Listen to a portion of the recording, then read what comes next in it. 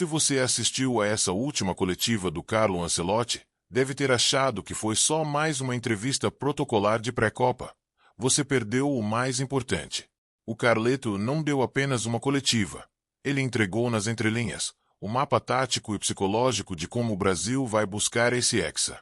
Tem muita gente preocupada com a escalação, com o Paquetá, com os 4 técnicos que tivemos nesse ciclo, mas o Ancelotti usou a história do futebol a nosso favor. Neste vídeo, eu vou te mostrar os 3 pontos cegos dessa coletiva que quase ninguém percebeu, incluindo uma revelação no finalzinho da entrevista sobre a genética brasileira, que define perfeitamente o nosso destino nessa Copa. Fica comigo até o fim, porque depois dessa análise, a sua forma de enxergar essa seleção vai mudar completamente.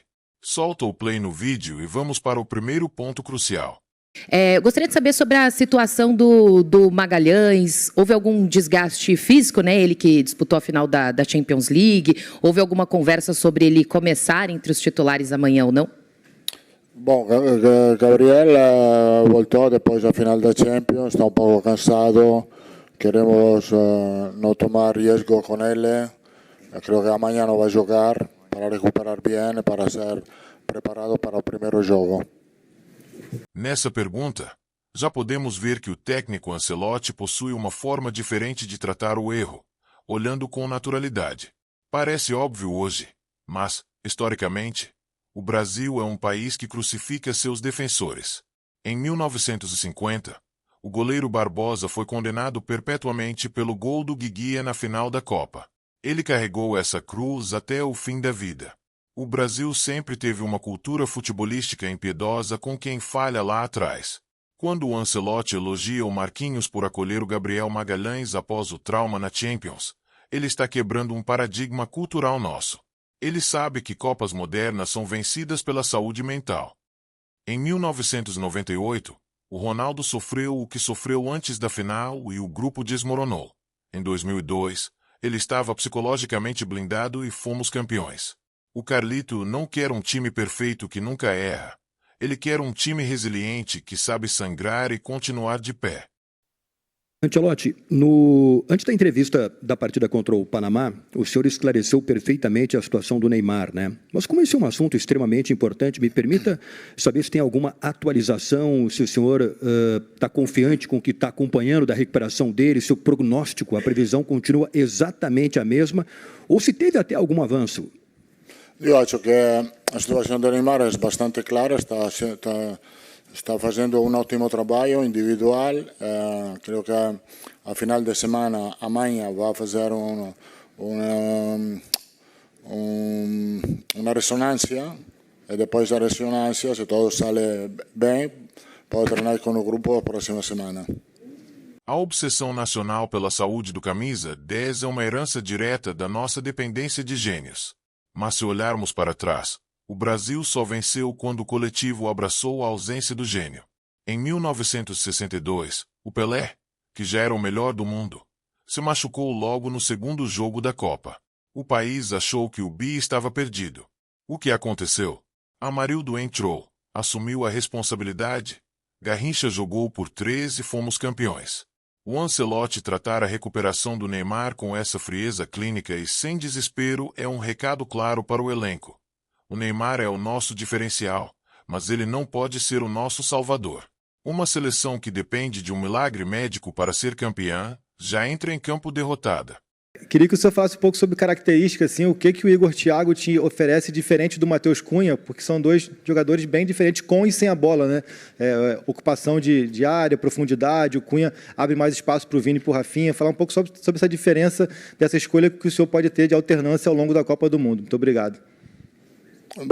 Matteo è un giocatore más associativo con l'equipe, que tiene mucha calidad, un posicionamiento, que tiene un golpeo muy fuerte.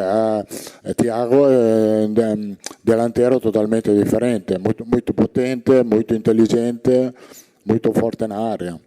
Historicamente, o Brasil sempre se consagrou quando teve ataques complementares, e não clones em campo.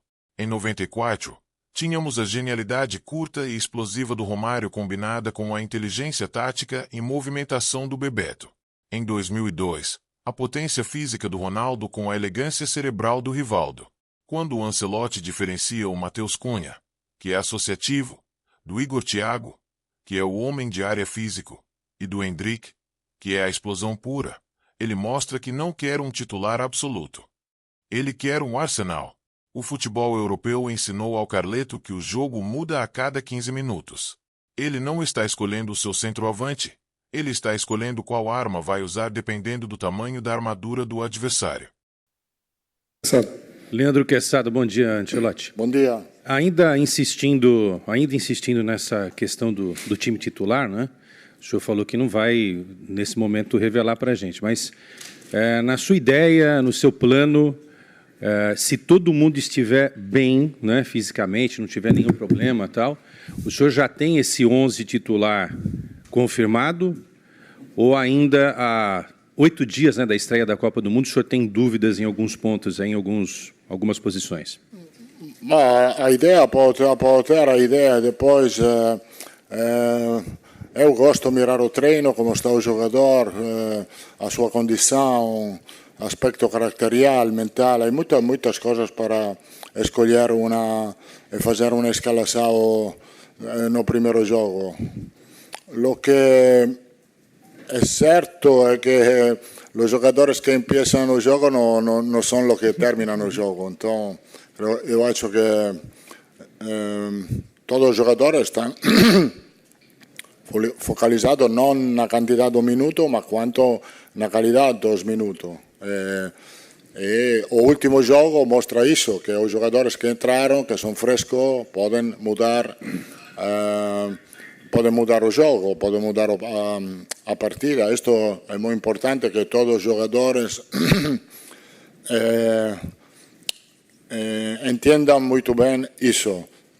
E depois sei perfeitamente que o jogador que não é titular pode ser que não está contente, como o jogador que vai jogar até o primeiro minuto, mas o futebol moderno é isso. Eu tenho a possibilidade de fazer 5 cambios no jogo e quero aproveitar dos 5 cambios. E, por sorte, temos time com muitos recursos neste aspecto. Para os mais jovens parece normal, mas até a Copa de 1970 não eram permitidas substituições no futebol. Se o jogador machucasse, o time jogava com 1 a menos. Em 70, permitiram 2. Agora, com 5 substituições, a Copa do Mundo passou a ser um esporte de 16 jogadores, não de 11. E por que isso favorece o Brasil com o Ancelotti? Lembrem-se da Champions de 2022 com o Real Madrid. O Real estava morto contra o Manchester City. O Ancelotti mudou o meio-campo, colocou o Rodrigo no segundo tempo e virou o jogo. Ele sabe usar o banco como ninguém. Quando ele diz que sabe quem vai terminar o jogo, ele está avisando. O banco de reservas do Brasil, com a quantidade de talentos que temos hoje, vai ser o nosso fator de desempate no cansaço do segundo tempo. Danilo do UOL.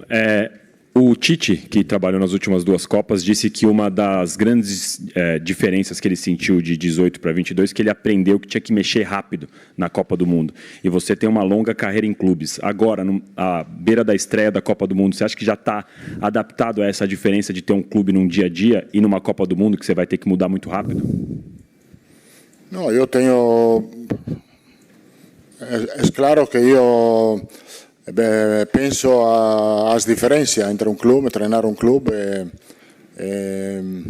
e treinar uma seleção. Por exemplo, esta semana fizemos um trabalho tático que nunca fez no clube, porque no clube você não tem o tempo para fazê-lo. Aqui, por sorte, fazemos boa semana de treino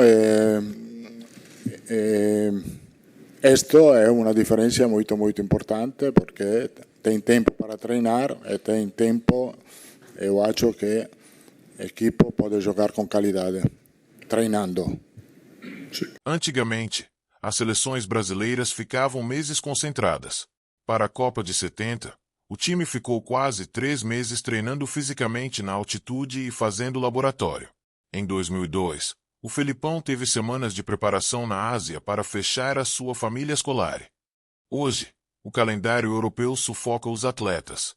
Os técnicos de seleção viraram meros selecionadores, que se reúnem por 3 dias e jogam. Quando o Ancelotti comemora ter tido uma semana cheia de treinos táticos para ajustar o 4-4-2, o torcedor comum não dá valor. Mas para um treinador do nível dele, uma semana de campo é o equivalente a um mês de teoria. Se ele conseguiu implantar os gatilhos defensivos italianos nessa semana, o Brasil vai entrar na Copa com uma organização coletiva que a gente não via desde 2018.